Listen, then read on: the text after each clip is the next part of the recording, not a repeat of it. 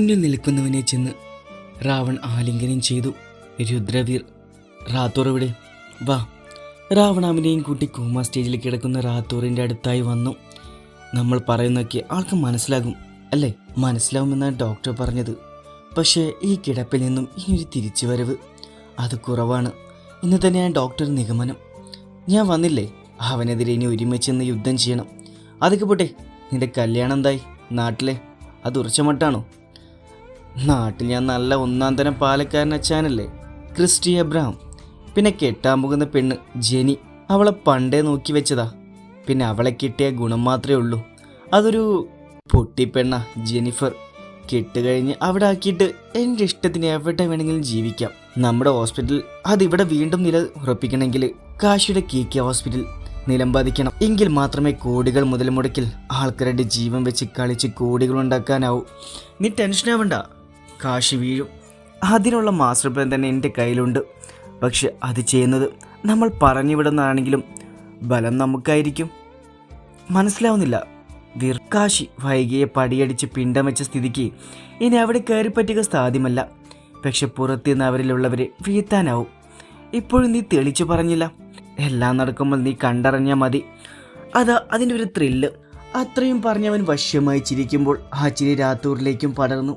കാവ്യ, പിന്നെന്നും രഞ്ജി വിളിച്ചതും അവൾ തിരിഞ്ഞ് അവനെ നോക്കി. ഉച്ചയ്ക്ക് ശേഷം തനിക്കൊന്ന് ഫ്രീ ആകാമോ? ഡിപ്പാർട്ട്മെൻറ്റിൽ ഞാൻ പറഞ്ഞോളാം. എന്താ രഞ്ജേട്ടാ, എന്തെങ്കിലും പ്രശ്നമുണ്ടോ? എനിക്ക് എന്നോട് തനിയെക്കുറിച്ച് സംസാരിക്കാനുണ്ട്. ഞാൻ ഉച്ചയ്ക്ക് ശേഷം പാർക്കിംഗ് ഏരിയയിലുണ്ടാവും, നീ വന്നാൽ മതി. ആമി, ശ്രീ വിളിച്ചു. ആമി, നിനക്ക് എന്നോട് ഇപ്പോഴും ദേഷ്യമാണോ? അതോടെ നീ വീട്ടിലേക്ക് നമ്മുടെ മോനെയും കൊണ്ട് വരാതിരിക്കുന്നത്. എനിക്ക് ആരോടും പിണക്കില്ല, പിണങ്ങാനാവില്ല. അങ്ങനെ കഴിയുമായിരുന്നെങ്കിൽ എനിക്ക് ശ്രീ ചെയ്ത് കൂട്ടിയ ദുഷ്ടത്തരത്തിന് തിരിച്ചടി കിട്ടിയ ഹോസ്പിറ്റലിൽ കിടന്നപ്പോൾ ഞാൻ വന്ന് നോക്കേണ്ട ആവശ്യമില്ലായിരുന്നല്ലോ. തെറ്റിപ്പോയി. കിട്ടാൻ പോകുന്ന പണത്തിൽ ഞാൻ മതിമറന്നു. നീ മോനുമായി നന്നായി ജീവിക്കണം. അതിനുവേണ്ടി ഒരു പെൺകുട്ടിയുടെ ജീവിതമാണോ ബലി കൊടുക്കാൻ തോന്നിയത്? അങ്ങനെ ചതച്ചിടുന്നത് കൊണ്ട് നമുക്ക് ജീവിക്കാനാവുമെന്ന് തോന്നുന്നുണ്ടോ? തെറ്റു പറ്റിപ്പോയി. നീ ക്ഷമിച്ച് നമ്മുടെ മോനുമായി നമ്മുടെ വീട്ടിലേക്ക് വരണം. ഞാൻ വരണം. അതിനു മുമ്പ് ഏട്ടൻ പാറുവിനോട് ക്ഷമ ചോദിക്കണം, അവളോട് ചെയ്ത എല്ലാ തെറ്റിനും. അതിനുശേഷം ഞാൻ വരാം. ശ്രീ വിളിക്കുന്ന എവിടേക്കും. നിന്റെ ആഗ്രഹം അങ്ങനെയാണെങ്കിൽ ഞാൻ തയ്യാറാണ്. ചെയ്ത എല്ലാ തെറ്റിനും പാറുവിനോട് ക്ഷമ ചോദിക്കാൻ. രഞ്ജിക്കൊപ്പം ബീച്ചിൽ വന്നാണ് കാവ്യ. മുന്നിലെ മണൽത്തരികൾ തിരയെ നോക്കിയിരിക്കാൻ തുടങ്ങിയിട്ട് സമയം ഒരുപാടായി. അവനൊന്നും മിണ്ടില്ലെന്ന് കണ്ടതും കാവ്യ തന്നെ സംസാരിച്ചു തുടങ്ങി. രഞ്ജേട്ടന് സംസാരിക്കേണ്ടെന്ന് പറഞ്ഞിട്ട് ഇതുവരെ ഒന്നും പറഞ്ഞില്ല. അവൻ അവളെ നോക്കി. ജീവിതത്തിൽ തോറ്റവനാണ് ഞാൻ. സത്യമായ പ്രണയം തിരിച്ചറിയാതെ കാപ്പിട്ടി നിറഞ്ഞ പ്രണയത്തിന് പിന്നാലെ പോയവൻ. ഞാൻ വാമിയെ പ്രണയിച്ചു. എന്നാൽ അവളുടെ മനസ്സിൽ ഞാൻ ഉണ്ടോ എന്ന് അന്വേഷിച്ചിരുന്നില്ല. കാരണം അവൾ എന്നെപ്പോലെ എന്നെ സ്നേഹിക്കുന്നുണ്ടാവും എന്ന് കരുതി. കല്യാണം കഴിഞ്ഞു ആദ്യ രാത്രി സ്വന്തം ഭർത്താവിൻ്റെ മുഖത്ത് നോക്കി, നിങ്ങളെയല്ല നിങ്ങളുടെ കൂട്ടുകാരനെയാണ് ഞാൻ സ്നേഹിച്ചതെന്നും അവന് നേടാൻ മാത്രമാണ് ഈ കല്യാണം എന്ന് പോലും പറഞ്ഞപ്പോൾ തകർന്നു പോയി. അമ്മ ആദ്യമേ പറഞ്ഞതാ, ഒരിക്കലും അവൾ നമുക്ക് ചേരുന്നവളല്ലെന്ന്. അപ്പോഴെല്ലാം അമ്മയുടെ തോന്നലെന്ന് പറഞ്ഞ് ഞാൻ അതെല്ലാം തള്ളിക്കളഞ്ഞു. അവസാനം എൻ്റെ അമ്മയെ അവൾ ദ്രോഹിക്കുന്ന കണ്ടപ്പോൾ സഹിച്ചില്ല. ആദ്യമായി അവൾക്ക് നേരെ കൈ ഉയർത്തി അടിക്കേണ്ടി വന്നു. അതവൾക്ക് അവളുടെ വിജയത്തിലേക്കുള്ള പടിയും. എൻ്റെ ജീവിതത്തിൽ നിന്നും നിഷ്പ്രയാസം ഡിവോഴ്സ് വാങ്ങിപ്പോകുമ്പോൾ വിജയം മാത്രമായിരുന്നു അവളിൽ നിറഞ്ഞു നിന്നത്.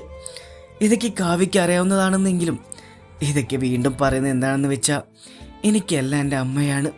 ഞാൻ നന്നായി ജീവിക്കുന്നത് കാണാൻ ഒരുപാട് ആഗ്രഹിക്കുന്നയാൾ. ഈ കാലം വരെ ഞാൻ അമ്മയ്ക്ക് സന്തോഷം കൊടുത്തിട്ടില്ല.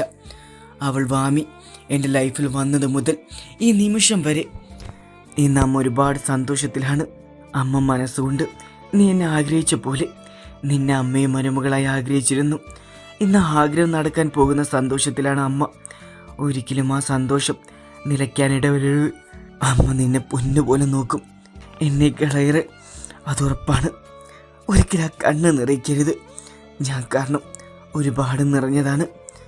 ഇനി അങ്ങനെ ഉണ്ടായ താങ്ങാനാവില്ല എനിക്ക്. രഞ്ജേട്ടന് ഇന്ന് ഞാനൊരു വാക്ക് തരികയാണ്. എൻ്റെ അമ്മയെപ്പോലെ തന്നെ ആയിരിക്കും ഏട്ടൻ്റെ അമ്മ എനിക്കും.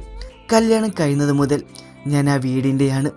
പിന്നെ എനിക്കെല്ലാം എന്നും എൻ്റെ മരണം വരെ രഞ്ജേട്ടൻ ഏട്ടൻ്റെ അമ്മ തന്നെയായിരിക്കും. ഞാൻ അമ്മയൊരു കുറവും വരാതെ പൊന്നുപോലെ നോക്കിക്കോളാം, പോരെ? അത് മതി എനിക്ക്. കാശി കുഞ്ഞിയെയും പാർവിനെയും മാറി നോക്കി. രണ്ടും കൂടി ഇരുന്ന് പാവ വെച്ച് കളിക്കുകയാണ്. ഇപ്പോൾ കുഞ്ഞേക്കാൾ ചെറുത് പാറുവാണെന്ന് തോന്നിപ്പോകും.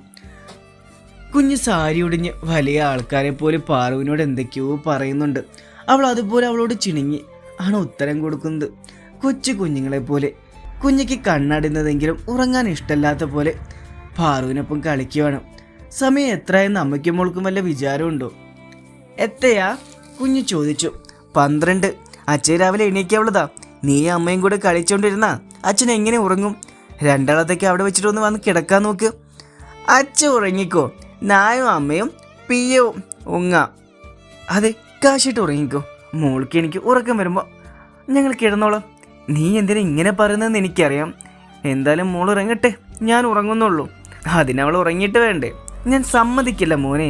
നിങ്ങളുടെ ഉദ്ദേശം നടത്താൻ ഉറപ്പാണോ? ഉറപ്പ്. കാശി കുഞ്ഞിയെ വിളിച്ചു.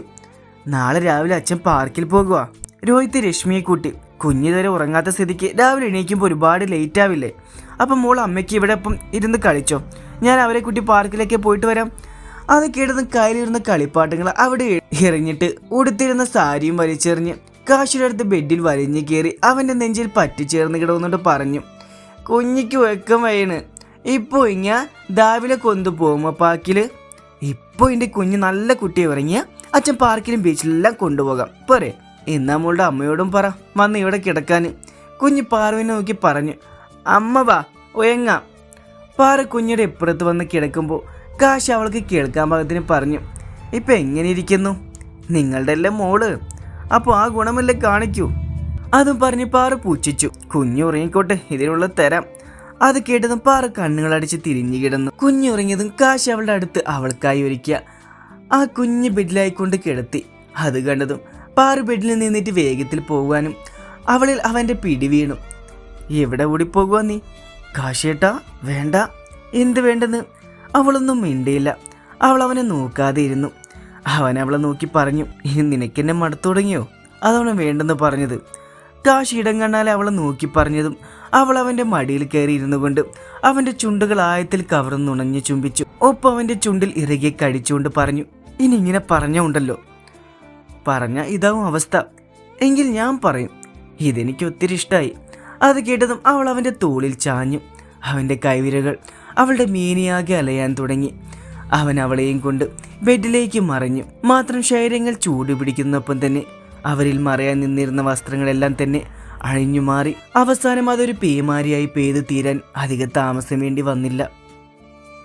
എന്തായാലും കാശിയുടെ വീട്ടിലേക്കുള്ള നിന്റെ പോക്ക്, അത് നിന്നെ ഇവിടെ ഈ ഹോസ്പിറ്റലിൽ കൊണ്ടെത്തിക്കാനായിരുന്നു എന്ന് കരുതിയില്ല രാവൺ. അത് നീയൊന്നും പറയണമെന്നില്ല. പിന്നെ നിന്നും രുദ്രവീർ എന്ന ക്രിസ്റ്റിയുടെ സൗണ്ട് കേട്ട് അവൾ അവിടേക്ക് നോക്കി. അവനെ കണ്ടതും അവൾ മൗനമായി.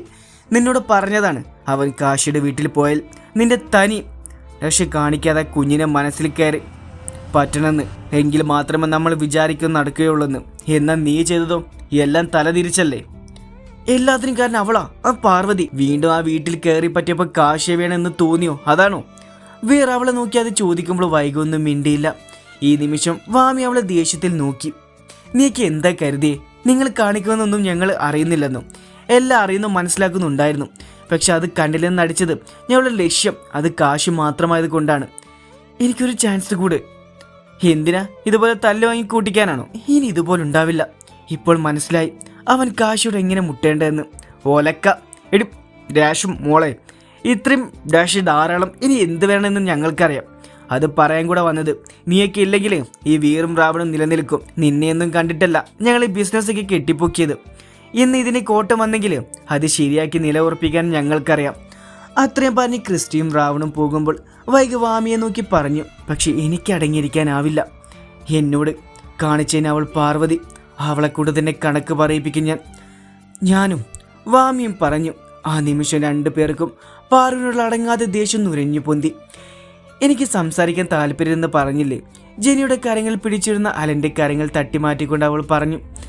അതെന്താന്ന് എനിക്ക് അറിയേണ്ടത്. നിങ്ങൾക്കറിയില്ല അതിൻ്റെ കാരണം? ഇല്ല, അതാണല്ലോ ചോദിച്ചത് ഞാൻ എന്താണെന്ന്. അവൻ അവളുടെ റൂമിലെ വാതിൽ ലോക്കായിക്കൊണ്ട് അലൻ്റെ നേരെ തിരിഞ്ഞുകൊണ്ട് പറഞ്ഞു, ഇത്ര ദിവസമായി എന്നോടൊന്ന് സ്നേഹത്തോടെ മിണ്ടിയിട്ട് സംസാരിച്ചുടക്കി. ഞാനായി വാശി പിടിച്ചല്ലേ ഇതൊന്നും. നിങ്ങളായി തന്നെ തന്നല്ലേ എനിക്കായി സ്നേഹം, ഈ ജന്മം മുഴുവൻ ഒരുമിച്ചൊരു ജീവിതമൊക്കെ. എന്നിട്ടിപ്പോൾ കണ്ടൊന്ന് മിണ്ടാനോ സംസാരിക്കാനോ വയ്യ. ഞാനിവിടെ ഹാപ്പി ആയിട്ടാണോ ഇരിക്കുന്നത് അങ്ങനെ ഒന്നും അറിയണ്ട. മനഃപൂർവ്വം നിന്നെ ഞാൻ കണ്ടില്ലെന്ന് നടിച്ചതല്ല. ഇവിടുത്തെ അവസ്ഥ നിനക്കും അറിയാവുന്നതല്ലായിരുന്നു. രഞ്ജി കാവ്യമുള്ള ഇഷ്യൂ, പിന്നെ കാശിൽ നിന്ന് കുഞ്ഞെ തട്ടിയെടുക്കാൻ നടന്ന കളികൾ, അതിൻ്റെ ഇടയ്ക്ക് നിന്നെ ഞാൻ അന്വേഷിക്കുന്നുണ്ടായിരുന്നു. പക്ഷേ അത് ഒരളവിൽ കൂടുതൽ കാണിക്കാൻ പറ്റില്ല. മനഃപൂർവ്വമല്ലല്ലോ ഒന്നും തന്നെ. ആയിക്കോട്ടെ, ഇങ്ങനെ സ്നേഹത്തോടെ ഒരു വിളി, ഒരു തലോടലും, അതൊക്കെ സ്നേഹിക്കുന്ന പുരുഷനിൽ നിന്ന് കിട്ടാൻ ഏത് പെണ്ണിനെ പോലും എനിക്ക് ആഗ്രഹം ഉണ്ടാവില്ലേ? അല്ല, അവൾക്ക് അടുത്തായി വന്ന് അവളെ ചേർത്ത് പിടിച്ച് അവളുടെ നെറ്റിയിൽ മുത്തിക്കൊണ്ട് പറഞ്ഞു, സോറി, ഇനി ഉണ്ടാവില്ല, പോരെ. അവൾ അവൻ്റെ നെഞ്ചിൽ ചാഞ്ഞു. എന്തായാലും ഇത്രയും ദിവസത്തെ കട ഒരുപാടുണ്ട്, അതങ്ങ് തീർക്കട്ടെ ഞാൻ. അയ്യയുടെ മനമേ, അതങ്ങ് പള്ളിയിൽ ചെന്ന് പറഞ്ഞാൽ മതി. അവിടെ പോയി പറഞ്ഞിട്ട് എന്തിനാ? ഇത് പ്രവർത്തിച്ച് കാണിക്കാനുള്ള കാര്യമല്ലേ? ദേ, ഞാൻ കാശിട്ടിനെ വിളിക്കും കേട്ടോ. അവന് പാറുണ്ട്, അതുകൊണ്ട് നീ വിളിക്കേണ്ട. അവളെ ചേർത്ത് പിടിച്ചതും അവൾ ഉച്ചത്തിൽ അലറി വിളിക്കാനും അവളുടെ ചുണ്ടുകൾ അതിനു മുന്നേ അവൻ കവർന്നു. അവളുടെ കരങ്ങൾ അവനെ വരിഞ്ഞു മുറുകി. അതോടൊപ്പം അവൽ നിന്നും അവളിലേക്കുള്ള ചുംബനത്തിന് തീവ്രതയും കൂടി വന്നു. കാശി ഫയൽസ് നോയിക്കൊണ്ട് ബെഡിലിരിക്കുമ്പോൾ പാറുവിൻ്റെ അനക്കം കേട്ടു. അവൾക്കൊപ്പം തന്നെ കുഞ്ഞിയുണ്ട്. രണ്ടെന്തോ കള്ളത്തരം മറയ്ക്കും പോലെ പമ്മി നിൽപ്പുണ്ട്. അവൻ ഫയൽസ് ബെഡിലിട്ടുകൊണ്ട് രണ്ടാളെയും നോക്കി. എന്നിട്ട് ചോദിച്ചു, എന്താ രണ്ടിൻ്റെ മുഖത്തൊരു കള്ളലക്ഷണം? ഈ സമയം കുഞ്ഞ് പാറുവിനെ നോക്കി. എന്ത് കള്ളക്ഷണം? എന്നെ തോന്നിയതാ കുഞ്ഞി. അവൻ വിളിച്ചെന്ന് കുഞ്ഞി കാശിയുടെ അടുത്ത് ചെന്നു. അവൻ അവളെ എടുത്ത് മടിയിൽ ഇരുത്തിക്കൊണ്ട് ചോദിച്ചു, ഇനി പറ, അച്ഛനെ കൊണ്ട് അമ്മയ്ക്കും മോൾക്ക് എന്ത് കാര്യം സാധിക്കാനുള്ളത്? അയ്യോ പിന്നെ അമ്മ അച്ഛയോട് ഞാൻ.